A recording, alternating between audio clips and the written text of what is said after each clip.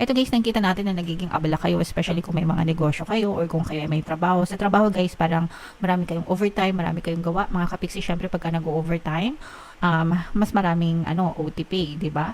So, parang feeling ko sagad-sagad o kaya baka nagdo-double shift kayo, mga kapiksi. Kung kaya ay may mga freelancers, parang nakikita natin yung pagdami ng kliyente nyo, no? Sa mga project base, kung may mga proyekto kayo, ganyan, sa mga negosyante. Pero ito guys, may mga sufferings din ito, no?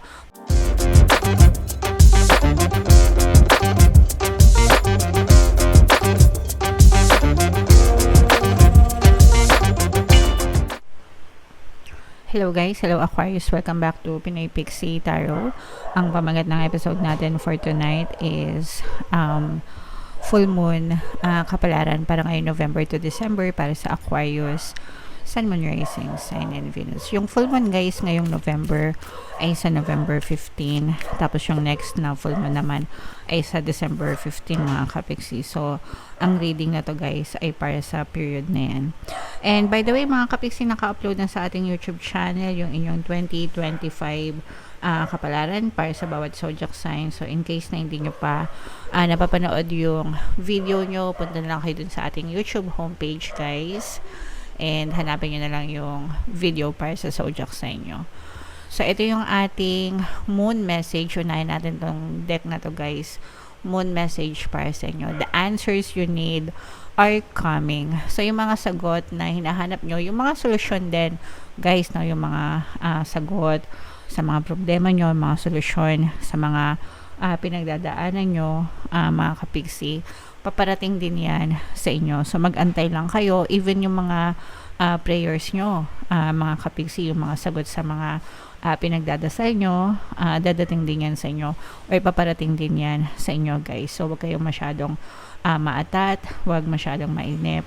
Mga kapiksi, habaan lang ang inyong pasensya. And i-anticipate nyo lang yung pagdating ng mga yan sa buhay nyo, guys. Okay? Attune to the moon, have an important conversation but stay calm. Kung meron kayong kailangan kausapin, kung kailangan nyo makipag-usap sa ibang tao, mga kabigsi, excuse me. Ayan, sorry. Pasensya na kayo sa mga tricycle sa labas namin. Yeah, kung meron kayong mga kailangan kausapin, no? Yes, makipag-usap kayo, pero importante na nakikipag-usap kayo ng kalmado, no? Huwag niyong kakalimutan yung kalmado na salita. Kasi kung gusto nating ma-resolve yung mga issues natin, kailangan talaga kalmado tayo. Mga kapiksi. Okay? Don't be superficial. Someone is trying to flirt with you. Have you noticed? So, for some of you, although hindi naman lahat, guys, no? Baka may nararamdaman nyo na nakikipag-flirt sa inyo or nagpaparamdam sa inyo. Kung kayo naman ay mga single, guys, and ready to mingle, okay lang yan. Pero kung kayo ay taken na, guys, wag na. Na kayong lumande kasi siguradong makakarma kayo. Okay? You need to laugh off this situation and just move on. May ibang sitwasyon sa buhay natin na alam nyo, hindi na pinag-aaksayan ng panahon. Move on na lang mga kapiksi, kalimutan, no? Para walang masyadong stress na maganap sa buhay nyo. So for some of you, pwedeng may mga ganyang klaseng sitwasyon kayo na pinagdadaanan. Move on na lang, mga kapiksi. Alright?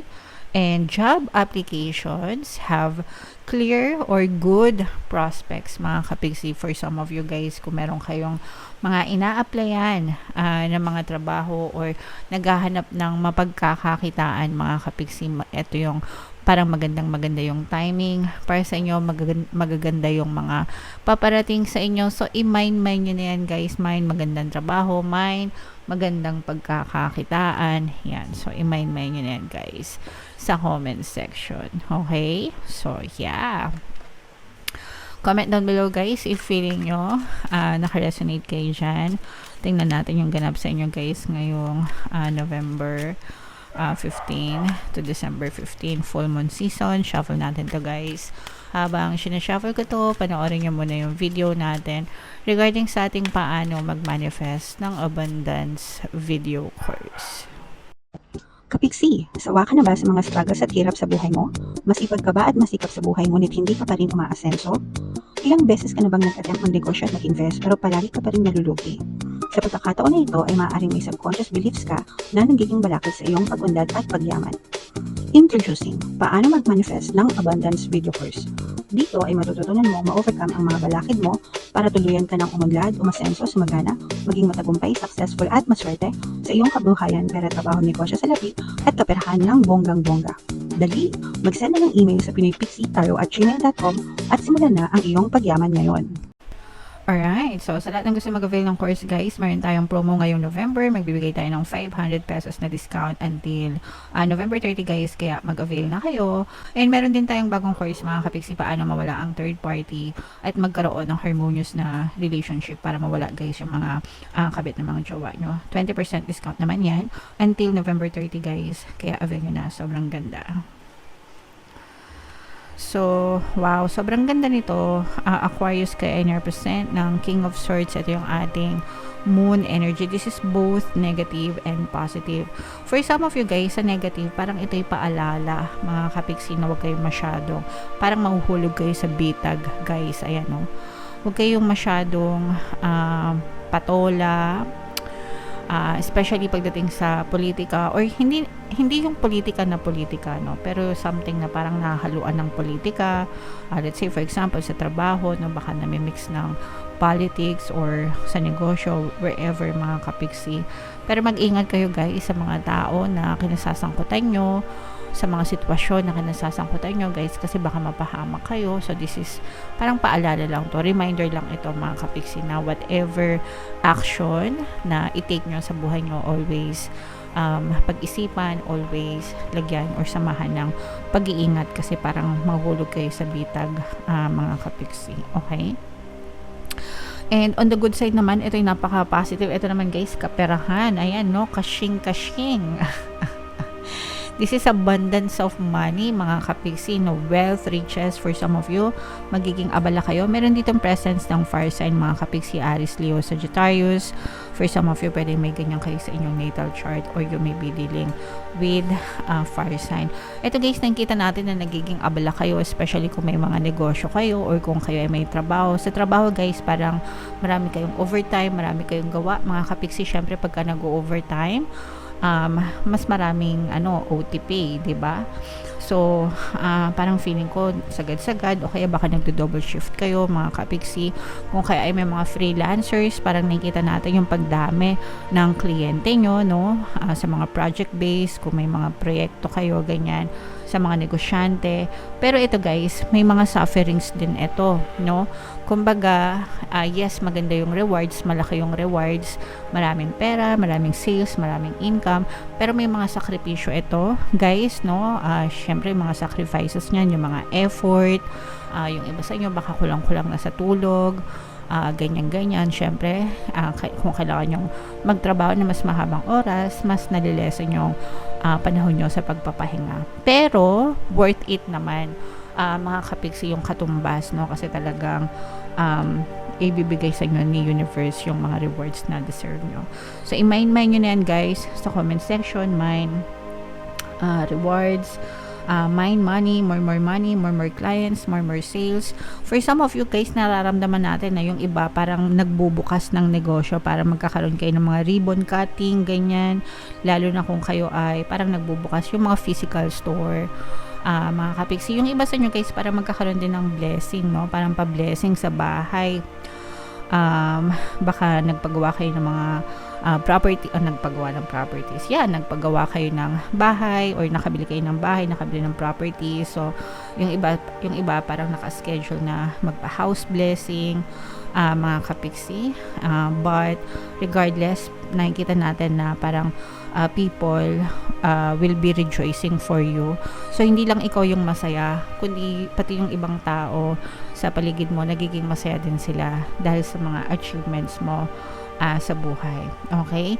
What else? May mga kapiksi, no, may mga bagong kontrata na dadating sa inyo, guys, especially dun sa, sabi nga natin, no, good prospects dun sa mga job, no, sa mga nag-a-apply ng trabaho, sa mga naghahanap ng pagkakakitaan, mga kapiksi, very good job prospects, yung nag-aantay talaga sa inyo, sa mga magagandang kontrata, mga magagandang benefits, and ito magdadala ng mga magagandang changes or bagong chapter sa buhay nyo, mga kapiksi.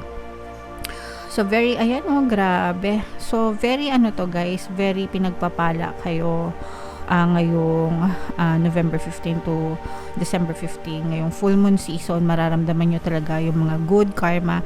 Gumaganda yung takbo ng buhay nyo, mga kapiksi, kasi parang binabalik sa nyo ni universe yung mga good karma na deserve nyo dahil sa mga good intentions nyo sa buhay nyo, mga kapiksi. Okay? And at the same time, parang mas nagmamature na rin kayo.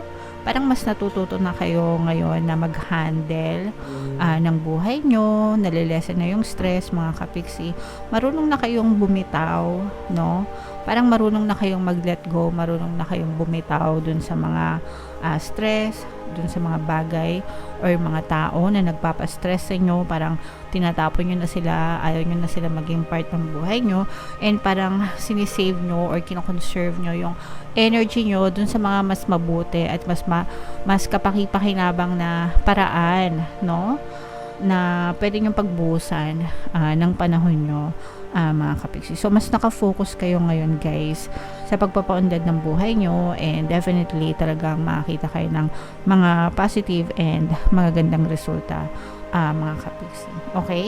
So, comment down below, guys. Ito yung mga pinapamind-mind ko sa inyo, mga magagandang kontrata, abundance of money, abundance of wealth, mga positive changes, magagandang pagbabago, no? I-mind nyo yan, guys, sa comment section. Deserve niya mga very positive energies na yan, okay?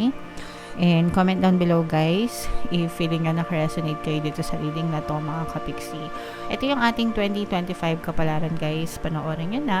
And ito naman yung ating success stories ng paano mag-manifest ng abundance video course.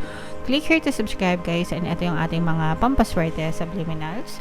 Thank you for liking, sharing, and subscribing. And see you again next time. Love you all, mga kapiksi. Have a nice day. Bye-bye.